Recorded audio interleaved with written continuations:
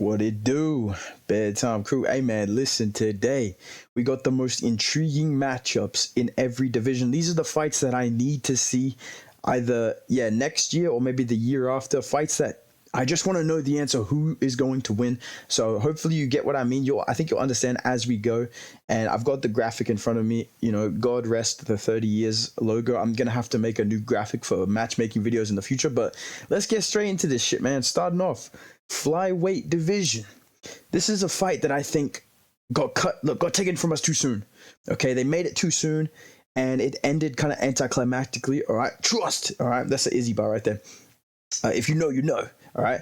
But I want to see Brandon Moreno versus Brandon Royval 2, because the first one, like, it just ended with a shoulder injury. It was just this weird energy of, like, I had a weird feeling. I was like, this isn't going to be as fun as it should be. But these two now in 2023, first of all, if Royval loses to Pantoja, that makes sense to make this fight Moreno versus Royval. That could be a fight night main event. Maybe not because of the injury. Maybe put this on a pay-per-view. Dude, I need to see these two actually fight each other without an injury. I need to see the scrambles on the ground. I need to see the striking on the feet, the boxing, the elbows, the knees, all of this stuff between these two. I feel like this is a bloodbath waiting to happen at flyweight. This is a sick fucking matchup. Imagine next year the UFC goes to like Mexico and they add this as like the co-main event or like the main event. That'd be fire, dude. So most intriguing matchup at flyweight, 110%. I need to see the answer. Brandon Moreno versus Brandon Royval. Who is the best Brandon in the UFC? Let's find out. All right, that's the flyweight division. Okay, let's move on to the bantamweight division. In the championship picture, there is one fight that I need to see. I just simulated it on my stream, Bedtime FC, best promotion of all time. Check the number on some Dana White shit. You put together the NBA, you put together the NHL, you put together the NFL. My numbers are bigger than that. That's a fact, okay? But let's talk about Sean O'Malley. I want to see Sean O'Malley versus Corey Sandhagen. I need to know who's better on the feet. I gotta know. I want to know really badly, okay?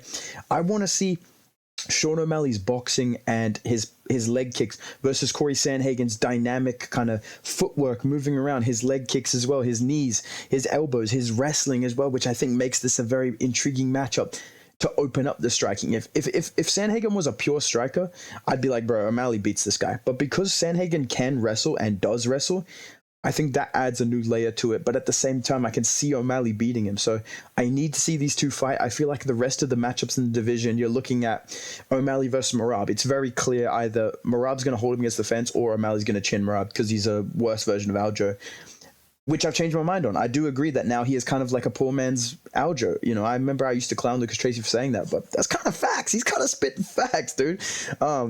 You know, I want to see O'Malley versus somebody that can hang with him on the feet, but also has that threat of the takedown. So my most intriguing matchup at bantamweight, 110%, I need to see Corey Sandhagen versus Sean O'Malley. All right, dude. Let's move on. Featherweight division. Some of these are really obvious. Some of these are not as obvious. And I'm not going to try and pretend like, oh, the most intriguing matchup at featherweight is Bryce Mitchell versus fucking Dan Ige. Like, nobody cares about these matchups. I'm talking about fights that people really, really want to know who would win. Like, genuinely not sure, could go either way. That's what I'm here to talk about. And featherweight division, there's one fight, you know. Illy's a good fighter, you know, but I just think I'm better, you know. No disrespect to the guy. He's never fought like somebody like me, yeah? I'm going to take him out. I want to see who wins, dude. I want to see who wins because Volkanovski's chin makes this a questionable matchup. His recent performance in his last fight makes this a questionable fight. You know, Ilia Topuria, the fact that they're the same size, same kind of build, this is different for both of them. Risky for both of them. You know, the leg kicks of Volkanovski, the boxing of Topuria, the grappling of Topuria is a big question mark. Imagine he gets a hold of Volkan, just takes him down, and we're like, oh shit. You know what I mean? I genuinely cannot predict this fight, and for that reason alone, this fight is the most intriguing matchup at featherweight. All right, that's it. It's done. It's over. That's it, you know. Again, not much needs to be said. There's a reason this fight is getting made because we all want to know who's going to win. And obviously, you know the classic bedtime prediction. I think Volkanovski is going to win, but I have a weird feeling Topuria is going to win this matchup, and I really want to see it. So this is my most intriguing matchup at featherweight. Moving on, lightweight division. There's so many fights I want to see. Okay, I'm not gonna lie to you and say I don't want to see Arman versus Islam. Like, I feel like that's an interesting matchup, but I think Beneil Dariush is going to beat Islam. He's going to beat Arman Sarukian. I feel like Beneil's going to set Arman back at least like 2 years on his title run, which is kind of tough. You know what I mean? Like me personally, I wouldn't let that happen. I would chin Dariush because I'm basically Charles Oliveira. If you know, you know. I'm a purple belt, guys. So I'm basically Charles Oliveira. But dude, if that happens, then the most intriguing matchup I definitely want to see, barring a sudden retirement, which is very possible. It's entirely possible. I want this fight, dude. I need this fight. I need Gaethje versus Saint Denis. I need to see who's gonna survive. I need to see who's lying about being the BMF, dude, because I can see both of them winning. And I got to be honest, I'm kind of leaning Saint Denis. I know Gaethje looks good. I know that I picked him against Poirier. I know that I'm one of the only people kind of campaigning to see him fight Islam because I do think he has a good chance against Islam. And I don't think we should write people off of like, oh, he already lost to Oliveira. He already lost to Khabib, you know, like who cares? Imagine how many title fights we wouldn't have got if we thought, yeah, we already know what's going to happen, you know? Sean Strickland wouldn't be champ right now because we would have been like, dude, we already know the outcome, you know what I mean? Volkanovski versus Holloway 1. You got to remember, Volkanovski, not many people were picking him. I picked him. Okay, I have no proof of this, but you got to just trust me, all right, dude? Not many people picking Volk to win that fight. Holloway versus Aldo. Not many people were picking Holloway to win that fight. You know, McGregor, Aldo, nobody was giving him a chance. So we can't just write these guys off. I do think Gaethje has a chance against Makhachev, but if he loses, just give us one more fight. Give us, I'm not asking for a month. I'm not asking for a week.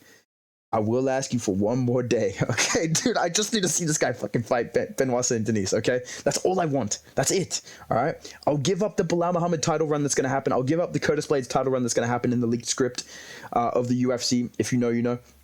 If we get Gaethje versus Saint Denis, 5 rounds, BMF title on the line, I just need to know who's the baddest man. All right, so that's my pick. Let's move on. Welterweight division. Now you guys know me. You know this is my favorite division. Every single matchup at welterweight is what I want to see, but there is one that I need the answer to.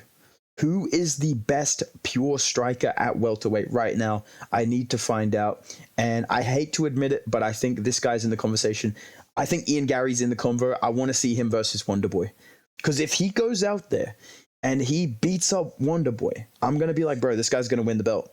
I have a weird feeling he's going to win the belt anyways, just because we're UFC fans. We don't get what we want.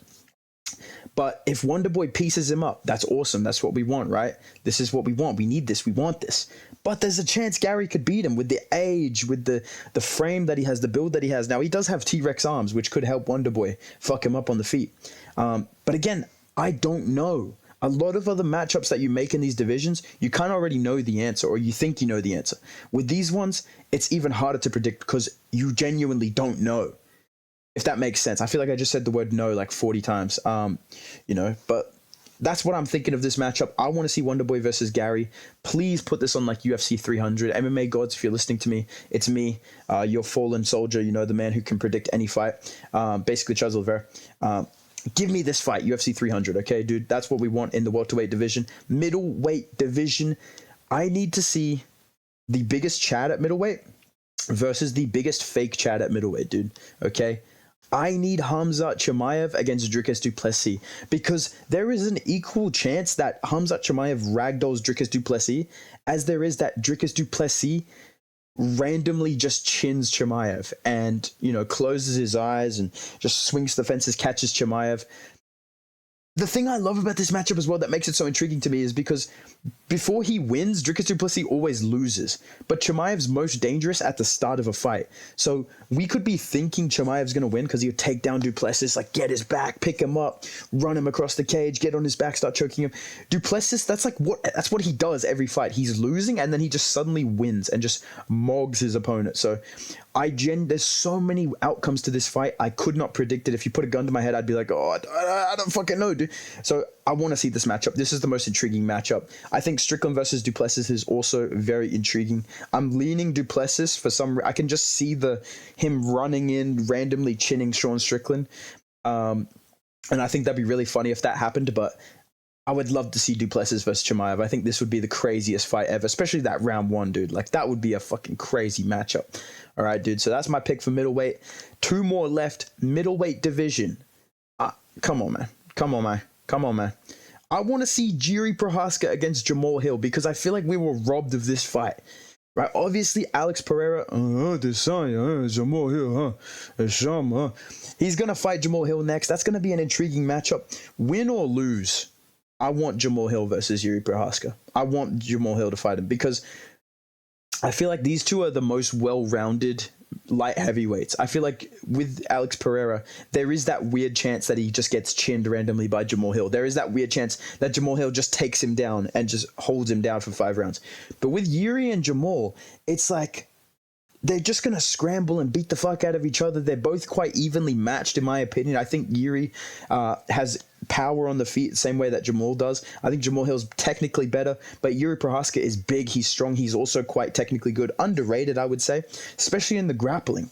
I think this would just be a super competitive matchup, and there's no real glaring I think discrepancy between them. Like with Yuri versus Alex, it was like, okay, this is going to be a war. But if Alex, catches him on the feet, if Yuri's being stupid, he's going to get caught, right? And that's what happened. With Jamahal versus Yuri, I feel like either of these guys could just chin each other quite badly, like randomly. And the grappling, I feel like they'd cancel each other out. So I really want to see this matchup more than I want to see Alex versus Jamahal. But I think all the matchups at the light heavyweight division at the top are going to be quite good. And I'm looking forward to the future of this division. Hopefully praying to fucking, that nobody gets injured and we don't lose any more champions. But, this is my pick for light heavyweight. There's one more left in the heavyweight division. I mean, it's pretty obvious what it is, right, guys? I mean, there's obviously a clear number one contender that needs to fight John Jones, that we all know can beat John Jones. We just want to see it happen. And that is obviously Parker Porter. I want to see Parker Porter get his rematch against John Jones. He got robbed in their first fight, which was John Jones' first MMA fight. And I just feel like this is the most intriguing matchup because they've both evolved so much into two greats of the heavyweight division. I really want to see who's actually better because I do believe Parker Porter was inexperienced when he lost to John Jones. He's improved a lot. I do think he can get the W here, and I would love to see a trilogy as well. But that's my picks. Let me know what you guys think down below. What's the most intriguing matchups that you want to see in the UFC that you just can't predict, but you need to see who wins? If you enjoyed this video, drop a like, subscribe to the Best Matchmaker on YouTube. Let's hit 13K by the end of the year. And go follow me on Instagram and Twitter at Bedtime MMA. See you in the next video. Thank you for all the support. Goodbye.